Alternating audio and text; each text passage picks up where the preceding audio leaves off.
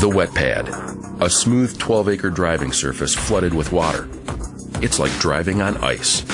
Out here, maintaining control at speed is difficult at best.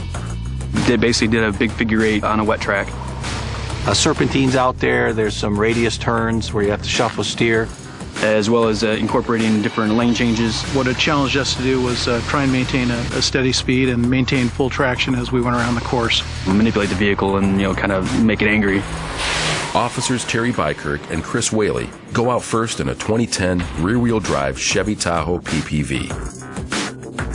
It's really top heavy, so when you get that body rolled and it ends up pushing you into a skid or understeer or get you to fishtail, I'm fighting with the skid trying to keep it under control. The Chev Tahoe is not a lot of fun to drive. In fact, it's actually a lot of work to drive.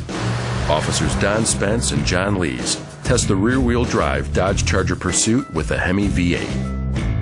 It's got a lot of rear power, so you got to combat that already, and it's hard to hold that back end because she seems kind of heavy. Once I got it into the corner, especially if I applied any type of throttle to it, it would go into a oversteer situation pretty quickly. Next up, the new all-wheel drive Police Interceptor utility with 3.7-liter V6. To keep this comparison fair, Ford engineers have disabled the electronic stability control in the Police Interceptor vehicles. Oh yeah, no question down this vehicle. It was easier for me to get acclimated to. It was in control at all times. It handled so well through the slalom section of the figure eight.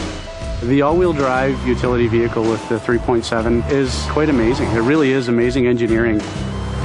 Don Spence tests the all-wheel drive Police Interceptor sedan with the standard 3.5-liter V6. It was a lot easier to drive the Interceptor through that wet stuff. Less steering, it wasn't as much input into the car as the output it was giving you. You were actually accelerating through the turns on a wet pavement.